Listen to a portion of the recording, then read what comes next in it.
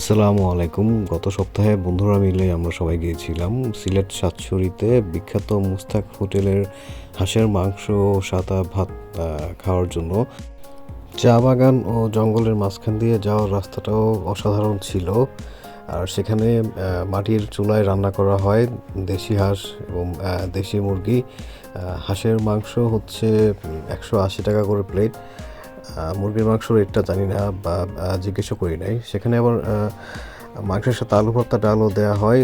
দুটার স্বাদই ভালো ছিল, আমাদের কাছে ভালো লেগেছে। ওনাদের বসার জায়গাটাও রান্নাঘরটা বেশ খোলামেলা, যেটা পার্সোনালি আমাদের কাছে খুব ভালো লাগছে। ওইখানে বসে খাওয়াটা আমরা খুব এনজয় করেছি।